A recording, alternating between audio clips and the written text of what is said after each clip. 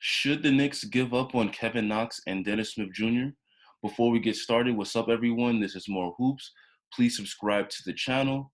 It really helps me out. Now, let's go ahead and get right into it. To say last season for the Knicks was a disappointment would be a huge understatement. The Knicks spent $70 million on free agents with the goal of making the playoffs, and they still managed to be one of the worst teams in the NBA this season. We already talked about last video how the main guy that who the Knicks signed, Julius Spin Turnover Randle, didn't work out, and the Knicks would be better off trading him. Well, unfortunately, Julius Randle wasn't the only disappointment. Kevin Knox and Dennis Smith Jr. were also huge disappointments. Knicks fans were hoping that both of these young guys would take steps forward. Instead, they both took huge steps backwards. Both of these guys were once very promising prospects who, at the time, scouts thought that they had all-star potential. Unfortunately, this year with the Knicks, both Kevin Knox and Dennis Smith Jr. fell off a cliff. So, in this video, we're going to talk about should the Knicks dump and give up on Dennis Smith Jr. and Kevin Knox, or should they continue to invest in their development? Let's start off with Kevin Knox. Knox was drafted 9th overall by the Knicks in 2018. At the time, the Knicks were deciding between Mikal Bridges, Miles Bridges, and Kevin Knox. Well, at the time, it was believed that Mikal and Miles Bridges were more NBA ready than Knox. The Knicks went with Kevin Knox because it was believed he had an all-star potential. David Fizdale, the Knicks' former coach, wanted the Knicks to draft Kevin Knox because he thought Knox had the potential to be the next KD. Here, it says right here in the New York Post, Fizdale pushed for this draft pick at number 9 in 2018 over two-way forward Mikal Bridges because he saw Kevin Durant upside. Now, although being compared to KD, Kevin Knox also got compared to other NBA stars like Paul George and Jason Tatum. While comparing Knox to superstars like Paul George seems laughable, it's actually understandable why people gave Knox that type of comparison at the time. Knox came into the league with similar size as rookie Paul George. Paul George came into the league at 6'9" with a 6'11" wingspan and weighing 214 pounds. Knox came in at 6'9" with a just under 7-foot wingspan and 213 pounds. It was believed that while Knox was a raw prospect, if he continued to develop his game and his body, he could turn into one of the NBA's best scorers. While Knox did have that upside, his biggest draft concerns were his lack of motor and his poor defense. While Knox certainly had the talent, it was noted that Knox didn't have that dog in him, that killer instinct that a lot of the top stars in the league have. Overall, Kevin Knox had a pretty solid rookie season for a 19-year-old rookie. While Knox 13 points per game on 37% shooting isn't exactly setting the world on fire, he did show enough flashes to have reasons for optimism. The peak of Knox's rookie season was in December, in which Knox won the Rookie of the Month award. In that month, Kevin Knox averaged 17 points a game and 6 rebounds a game, along with a 25-point and 15-rebound performance against the Charlotte Hornets. Now, that was a historic performance. In that game, he was the only teenager in league history, besides for LeBron James, to put up those type of numbers. Now, Kevin Knox did still struggle on defense, and he did have a ton of bad games. But again, Kevin Knox had enough flashes to have reasons for optimism. Coming into Kevin Knox's second season in the NBA, Knicks fans were hopeful that Knox would take a step forward. Instead, Knox took a step backwards. It was known Knox wasn't going to get the same level of minutes because of the signing of Marcus Morris, but Knox should have at least shown some level of growth. Instead, Knox's numbers dropped across the board. Knox dropped from 13 points per game to 6 points per game and only 2 rebounds a game. And his shooting percentages got even worse. He only shot 36% from the field, 32% from 3, and 65% from the free throw line in his second season this year. To put it lightly, Kevin Knox totally shit the bed this year. He even earned some DNPs because he was awful on defense. The same concerns that scouts had for Kevin Knox during the draft reared its ugly head this season. Not only was Knox pretty horrible on the defensive end, but he often disappeared from games due to his lack of aggression on offense. Knox just totally lacks that takeover mentality that the top NBA stars have.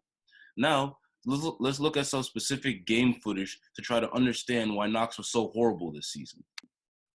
As noted before, Knox was really inefficient this year. One thing I noticed while watching Knicks games this year was Knox's lack of finishing.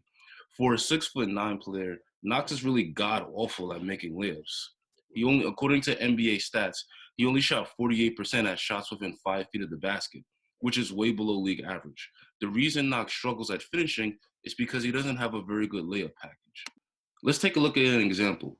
Here, Knox gets the rebound, brings the ball up the court, gets it to the paint, but then misses the layup.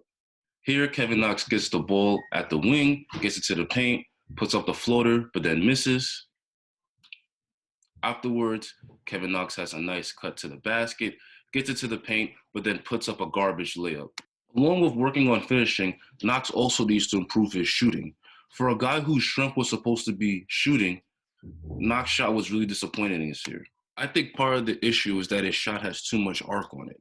Arc is good, but when there's too high an arc, it can be bad for your shot. To me, the worst part about Knox's game is his awful defense.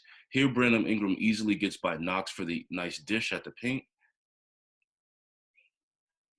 Again, Brandon Ingram is very easily able to just blow by Knox for another nice dish. Here, Knox lets Lonzo get by him way too easily and he scores at the rim. Now, to Knox's credit, he did get better on defense the last month of the season.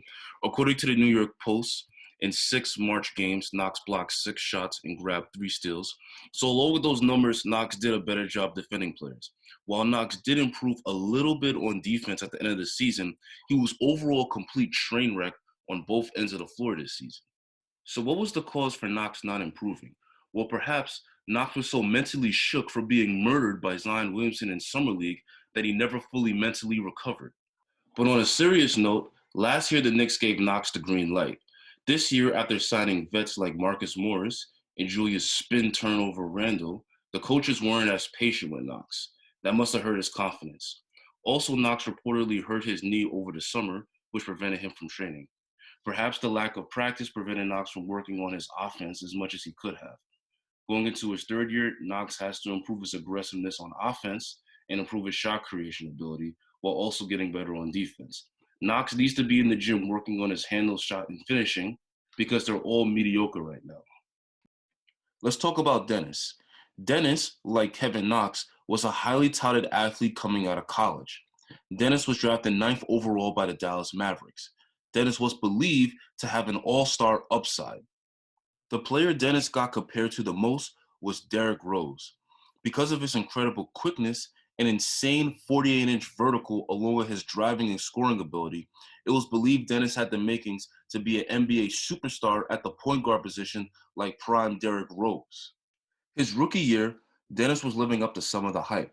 Dennis averaged 15 points and 5 assists, albeit on 39% shooting. While Dennis shot poorly and played awful defense, his flashes earned him an all-rookie second-team recognition. Dennis showed nice finishing ability that made him a top prospect. He even regularly would put players on a poster. So while Dennis didn't set the world on fire, like, say, John Morant, his rookie year was a solid foundation. Unfortunately, Dennis' numbers didn't improve very much his second year, but he was definitely hurt by the drafting of Doncic. After Luka Doncic was drafted and played like a total star, it was clear that the Mavericks needed to build around Doncic and not Dennis. Dennis' lack of shooting and his poor defense made him a poor fit alongside Luka. So, in order to fix this dilemma, the Mavericks shipped Dennis off to the Knicks. It was one of the biggest fleeces in NBA history. The Mavericks turned Dennis, along with 2 first-round picks, into a legit young star in Porzingis. The Mavericks definitely deserve props for totally fleecing the Knicks. The Knicks clearly get high on crack before they make a business decision. But I guess that's a topic for another day. In 21 games as a Knick, after the trade, Dennis pretty much put up his rookie year numbers with 15 and 5 on horrible efficiency. But still a young player, it was believed Dennis could be the Knicks' point guard of the future. Dennis was a major X factor for the Knicks coming into this season. It was hoped that Dennis could finally have a breakout year. He posted workout videos all summer long, which hyped fans into thinking this would be the year Dennis puts it all together and finally makes that all-star leap. Instead, Dennis completely shit the bed this season. On the season, Dennis averaged 5 points a game, 3 assists a game, 2 rebounds a game on 34% shooting from the field, 29% shooting from three, and 50% shooting from the free throw line. Now, not only was Dennis' numbers bad, but it was historically bad.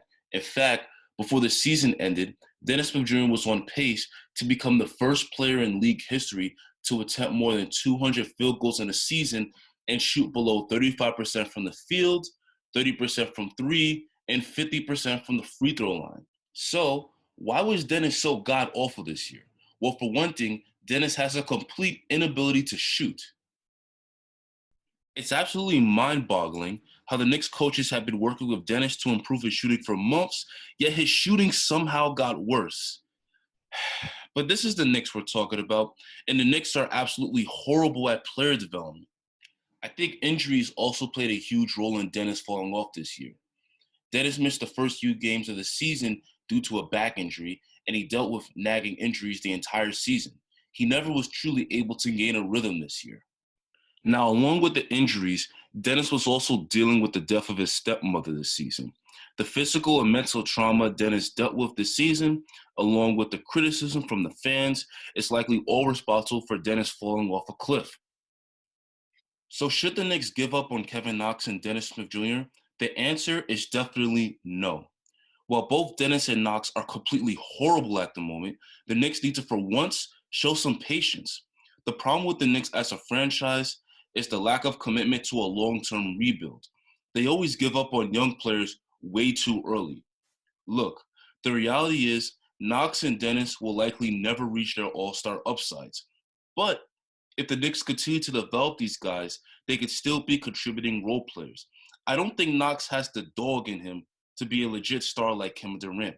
But if he improves his weaknesses, he can at least be a very good second unit scorer. Dennis, similar to Knox, will probably never be the next Derrick Rose, but if he works on his game, he can at least be a solid backup point guard. The Knicks need to show some patience and let these two young guys develop. They should at least get up until the end of their rookie contracts to show some serious growth.